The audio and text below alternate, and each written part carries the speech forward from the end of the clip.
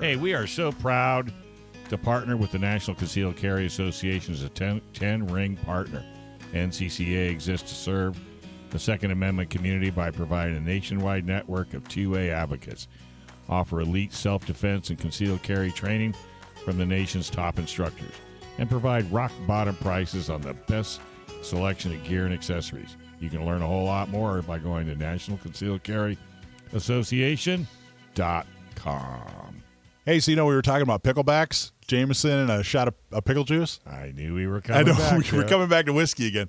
So Carla she's helping us run Riverside County Gun Owners. Carla brought up the fact that she really likes Screwball whiskey, which is the peanut butter flavored. Oh, yeah. It's delicious. What? Oh, it's awesome. It's so delicious. I don't care. It's delicious. I love it. Well, if you're drinking pickle juice. So that's the thing. I love pickle and peanut butter sandwiches. I'm starting to wonder. Nobody eats pickle and peanut butter sandwiches. I eat pickle and peanut butter sandwiches. What kind of pickle? Whatever. Dill? It can be. Oh my Lord. Yeah, it can be the bread and butter, the sweeter ones. Depends on my mood. That just sounds sounds fraught with danger. It's like drinking Boone's Farm when you were a kid. Boone's Farm. You probably like Boone's Farm too. Hey, you know what? The Boone's Farm's kind of a strawberry with the peat butter whiskey. You got a little peanut butter and jelly sandwich. How sick can you get? Oh my gosh! How about Thunderbird? Are you a Thunderbird wine fan? I don't know that one. With a Mad Dog. You remember I remember Mad Dog. Oh yeah, I remember Mad Dog. Oh, we straight off bourbon. Oh yeah, right straight to the toilet. All right, so something goofy happened last week, even goofier than peanut butter whiskey and pickle juice, which I can't wait to try. Carla, thank you for that. Now it's going to drive you crazy till you try it. Can't wait. So last week, the city council in San Diego. Now this just applies to the actual city of San Diego. They've decided that they want to, in effect, ban 80% kits. Right. And an 80% kit, for those who don't know, is, the federal government had to define what a firearm is. So they said, all right, if it's 80% of the way, if a piece of metal or a piece of wood or a piece of plastic is 80% of the way to a gun, it's a gun. If it's 79% of the way there, then it's not a gun. If it's 81%, it's a gun. So they sell kits that are 80%, of a gun. So they've out of the 10 steps it takes to get to a gun, they've taken 8 of them. And it's not just a lower that you can assemble. You can't just throw an upper on there and you're good to go. You have to drill it. You have to mill it. I don't know how to do it. I don't have the expertise. That's not saying much. I can't. I can barely change. You're not even good with springs. I'm horrible with springs. Like I can't even change the time on my microwave. So not saying a whole lot, but still, it's not. You can't just do it. But apparently, the average criminal has that skill, though. Right? Exactly right. So they said, "Look, here's what we're going to do. We're going to make it to where." And I actually spoke with the city council member's staffer who wrote this. We spoke on the phone at length. He was, to his credit, was very interested in what the critique was of the regulation. And in effect, the way he described it, he said, hey, we're not adding an extra step. What we're doing is we're taking the step of getting a serial number, because to build a gun in California, you have to go to the California Department of Justice. You have to get a serial number. We want them to get that serial number and put it on the kit before you can buy the kit. So right now you buy the kit and then you say, hey, Department of Justice, let me have a serial number.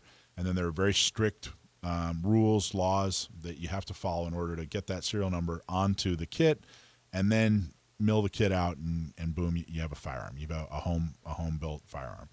And he said, no, we want to take this and put the serial number a couple steps prior. Here's the problem. That's impossible. You can't do that. Number one, manufacturers don't sell pieces of metal with serial numbers on them. They sell firearms with serial numbers on them.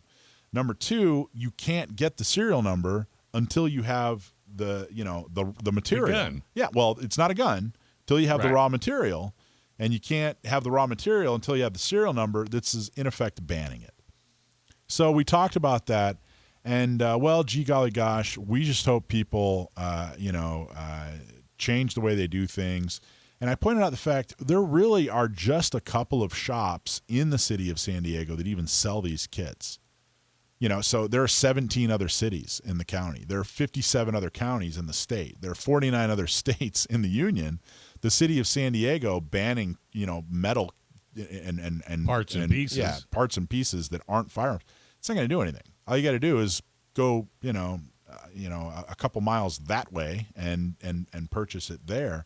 And again, the response was truly that this was more of a PR thing. Well, we just want to expose it, and we want people to talk about it, and we want people to know more about it. And I said, okay, well, along the way, what you're doing is you're turning, law-abiding, non-career criminals into criminals. If you go down to a gun shop in San Diego and say, hey, I want an 80% kit, and they say, well, we can't do that because they're illegal. Or if they don't even say that, they just say, we don't sell that here. Try, La Mesa or El Cajon.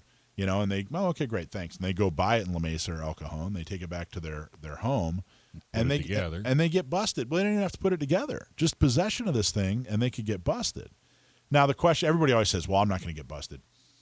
Something like 85% of violations of the assault weapons law happened on. It was like a secondary issue. So there was a medical emergency or a fire, or they were there to, for a noise complaint or something like that, and discovered an assault weapon, or what California considers an assault weapon. So if you have a kit, and you have a medical emergency, and the ambulance and the cops show up, and there's that piece of metal sitting on your dining room table that you didn't even know was illegal, well, boom, now you're a criminal. You're not stopping criminals. You're turning law-abiding people, non-career criminals, into criminals. They voted for this thing 8-1. 8 people to 1. Chris Cate, to his credit, stood up and said this is ridiculous and pointed out just how ridiculous it was. Wendy Hoffman, our CEO, did a fantastic job. She made a statement and talked all about how ridiculous this thing is. In September, they're going to have a second reading. They're going to vote again. I'm not anticipating. They have to do that. It's required.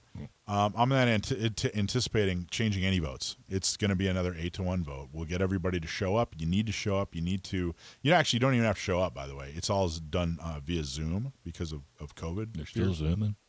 They're still Zooming right along. So, but this whole thing is just absolutely ridiculous. It just makes no sense. It's not going to stop crime. It's just, the ability to appease their extremist base and these anti-gun folks who've decided the latest boogeyman. And anger is the legal gun owners, because they're also angering a large community in California, or San Diego, for that matter. I mean, they're just making them large angry. Community, but not organized enough, and that's one thing we're trying to do. But they're not. They have zero fear. To put out a law like this, that's so ridiculous, that's been, that isn't going to do anything other than villainize gun owners. Really, that means they do not fear you as a gun owner, even politically. Fear you as a gun owner. It means that you don't matter in their political world. Well, look what Joe just did with extending the eviction notice. And he came right out and said... I thought you meant Joe Dramisi. No, I you didn't did that, Joe? Yeah, Joe did it. But, he came right out and said, we know this isn't legal. Yeah, and they don't care. I mean, it doesn't matter. Because the other side will have to go to court, and that'll give us an opportunity to extend it. Well, and that's the California strategy. They do a lot of that out here, and they know things aren't legal or aren't constitutional, but it'll take years to work through the courts. The government's got unlimited money. These people have to challenge it, have to fundraise. So, and it's really just they chip away and chip away and chip away. I'm anticipating that more municipalities are going to follow suit. I'm also a little birdie has assured me that there's going to be a lawsuit that we're going to be proud to be a part of. Sure. We're absolutely going to be proud to be a part of a lawsuit against this thing because, it's such a blatant violation, making something impossible to buy. That's not a reasonable gun restriction. Does it say 80% on the box? Some of them do. Some of them don't. Could you just eliminate something and make it a 78? Well, I actually pointed that. See, all these things, when I'm talking to the guy that wrote the regulation, he said, well, I told him, hey, people are going to get in trouble. People are going to get in trouble, not criminals. People are going to get in trouble. And he said, well, what I'd really like you to help me with is do an education campaign so that people know that this regulation is out there. And I said, well, the first thing I'm going to do is an education campaign so that all the gun shops know that they need to sell these 80% kits outside of the city limits. The second thing I'm going to do is I'm going to do an education campaign for the manufacturers so that they know they need to sell 79% kits rather than 80% kits. And then when I'm done with those educational campaigns, then maybe we can talk about an educational campaign, that talks about this law. And he laughed, and he gets it.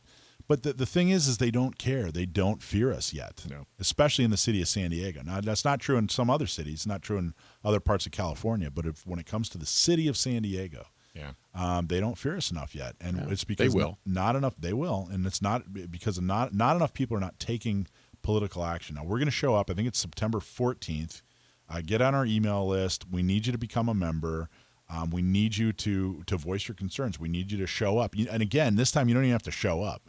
You just got to get on Zoom. So we're just talking about September 14th, taking a couple of hours out of your day and going on Zoom and making an educated, polite, professional statement. If you don't know what to say, I bet you could go to SDCGO.org and there'll be a script. We're going to talk all about it. But honestly, it's more about what you shouldn't say. Don't call them names. Right. Don't insult them. Don't yell, insult holler, them. and scream. Yeah, just tell them, hey, here's who I am, and here's why I'm concerned about this. Well, see, it's that simple. And I'm optimistic about that because I think the silver lining with all this extremism that we're seeing, in California, locally in San Diego, and nationally from Washington, is it's pushing people now. I think people are starting to get more awake with this kind of stuff, and they're starting to notice, and you're starting to see more pushback. You're seeing it at the school board level and things like that with a lot of this stuff. So I think, the good thing is I think this extremism is going to start bringing people out and getting I just involved. had a great idea.